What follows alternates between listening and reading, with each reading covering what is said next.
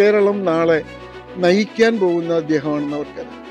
അതുകൊണ്ട് അദ്ദേഹത്തെ ആക്രമിച്ച് അദ്ദേഹത്തിനെതിരായിട്ട് വലിയൊരു എന്താ പറയുന്ന വലിയ ഒരു ജനാഭിപ്രായം കേരളത്തിൽ ഉണ്ടാക്കിയെടുക്കാനുള്ള ശ്രമമാണ് അവർ ഈ സൈബർ. കേരളത്തിലെ ഏറ്റവും വലിയ ഭൂരിപക്ഷത്തിൽ കേരളത്തിന്റെ പ്രതിപക്ഷ നേതാവ് ശ്രീ വി ഡി സതീശൻ ഇവിടെ തെരഞ്ഞെടുക്കപ്പെടും എന്ന കാര്യത്തിൽ സംശയം. സതീശൻ ജയിക്കേണ്ടതിന്റെ ആവശ്യകത ഈ രാജ്യത്തെ ജനങ്ങൾ മനസ്സിലാക്കി. ഇനി അതിനെതിരെ ഏത് വലിയ ആള് വന്ന് ബിനോയ് വിശ്വം വന്ന് മത്സരിക്കും. UDF പറവൂർ നിയോജക മണ്ഡലം ചെയർമാൻ PS രഞ്ജിത്ത് നമ്മോടൊപ്പം ചേരുന്നു. നമസ്കാരം ചേട്ടാ.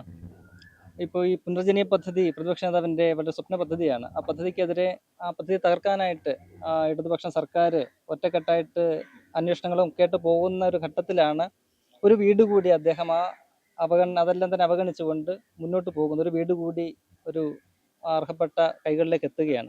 എങ്ങനെയാണ് അതിനെ കാണുന്നത്?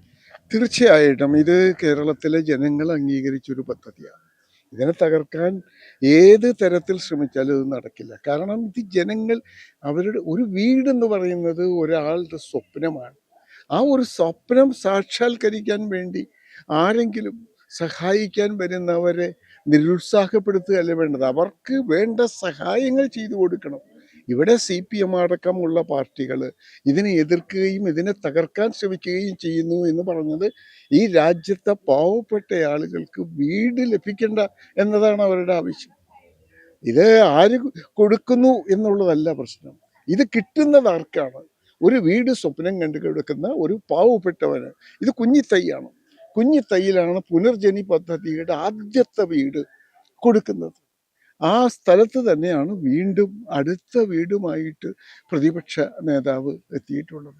അദ്ദേഹത്തിൻ്റെ നല്ല മനസ്സിനെ ഈ രാജ്യത്തെ ജനങ്ങൾ സ്വീകരിക്കുകയും സ്വാഗതം ചെയ്യുകയും അദ്ദേഹത്തിന് ആ ഒരു പിന്തുണ മാത്രം മതി. പുനർജനി പദ്ധതി പറവൂരിൻ്റെ പദ്ധതിയാണ്, പറവൂരിലെ ജനങ്ങൾ അംഗീകരിച്ച പദ്ധതിയാണ്. കഴിഞ്ഞ തെരഞ്ഞെടുപ്പിൽ അദ്ദേഹത്തിന് ഏറ്റവും കൂടുതൽ ഭൂരിപക്ഷം കിട്ടാൻ അവസരമുണ്ടാക്കിയത് പുനർജനി പദ്ധതിയാണ്.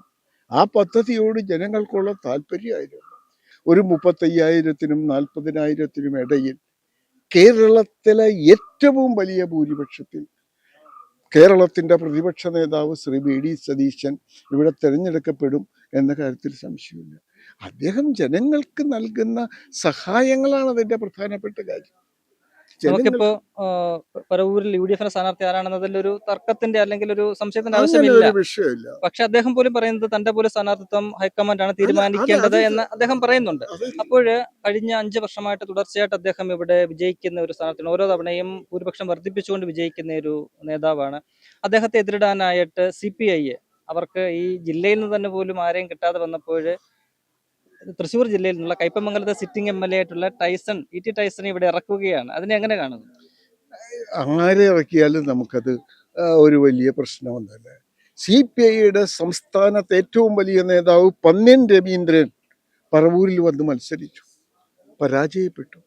അതുപോലെ അവർ ഓരോ തെരഞ്ഞെടുപ്പ് വരുമ്പോഴും പല പേരുകളിലുള്ള ആളുകളെ ഇവിടെ ഇറക്കുന്നുണ്ട്.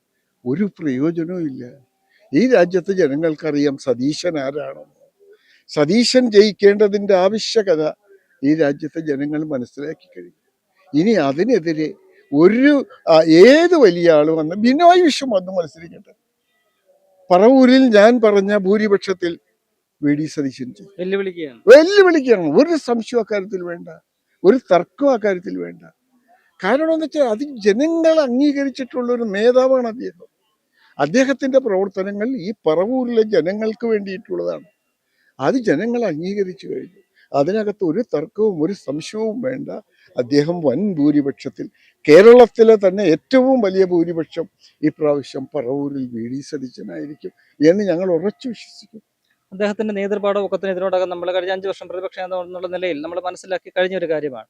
UDFനെ ഒറ്റക്കെട്ടായിട്ട് അദ്ദേഹം മുന്നോട്ട് കൊണ്ടുപോകുന്നു. അപ്പോൾ ആ ഒരു പ്രതിപക്ഷത്തെ നയിക്കുന്ന നായകൻ എന്നുള്ള നിലയിൽ അദ്ദേഹത്തിനെതിരെ വ്യക്തിപരമായിട്ട് ഒക്കെ തന്നെ CPMന്റെ സൈബർ ഹാൻഡിലുകൾ നേതാക്കളൊക്കെ തന്നെ അദ്ദേഹത്തെ ഒറ്റതിരിഞ്ഞ് ആക്രമിക്കുന്ന ഒരു കാഴ്ചയാണ് കാണുന്നത്. അത് സ്വാഭാവികമാണല്ലോ. അവരുടെ ഏറ്റവും വലിയ ശത്രുവായി അവരെന്ന് കാണുന്നത് പ്രതിപക്ഷ നേതാവിനെയാണ്, കേരളത്തിലെ പ്രതിപക്ഷ നേതാവിനെയാണ്. കേരളം നാളെ നയിക്കാൻ പോകുന്ന അദ്ദേഹമാണെന്ന് അവർക്കറിയാം.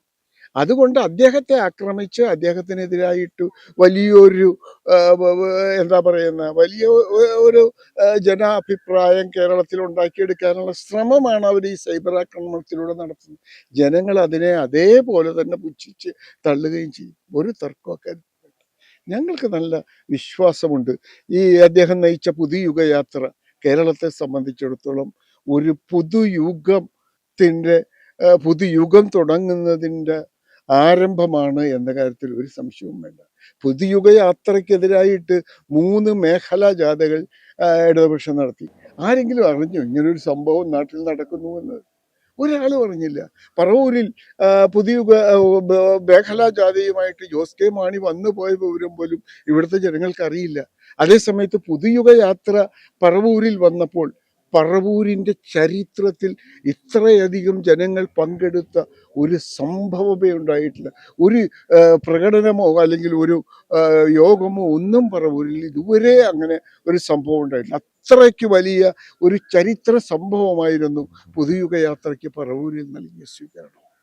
അതിൽ എത്ര ആളുകൾ പങ്കെടുത്തു എന്നുള്ളതല്ല, അത് കാണാനും അത് കേൾക്കാനും വേണ്ടി എത്രയോ ആളുകൾ, ആയിരക്കണക്കിന് ആളുകളാണ് ആ സ്റ്റേഡിയത്തിൻ്റെ പുറത്തും അതുപോലെ തന്നെ അദ്ദേഹം വരുമ്പോൾ ആ റോഡിന് ഇരുവശവും നിന്ന് അദ്ദേഹത്തെ അഭിവാദ്യം ചെയ്യാൻ വേണ്ടി കൂടിയ ജനങ്ങൾ, അതിനോടൊപ്പം കൂടിയ ബഹുജന സംഘടനകൾ ഒക്കെ വലിയൊരു ഉദാഹരണമായിരുന്നു. അപ്പോൾ അതുകൊണ്ട് ഞങ്ങളെ സംബന്ധിച്ചിടത്തോളം ഞങ്ങൾ പൂർണ്ണമായ വിശ്വാസത്തിലാണ് വി.ഡി. സതീശൻ്റെ നേതൃത്വത്തിൽ കേരളത്തിലെ ഒരു പുതുയുഗ പിറവിയായിരിക്കും ഈ തെരഞ്ഞെടുപ്പ് കൊണ്ട് ഉണ്ടാകാൻ പോകുന്നത്. ആ പുതുയുഗ പിറവിയുടെ ഗുണം എനിക്കും നിങ്ങൾക്കും ഈ നാട്ടിലെ മുഴുവൻ ജനങ്ങൾക്കും അനുഭവിക്കാൻ അവസരമുണ്ടാകും, സംശയമില്ല.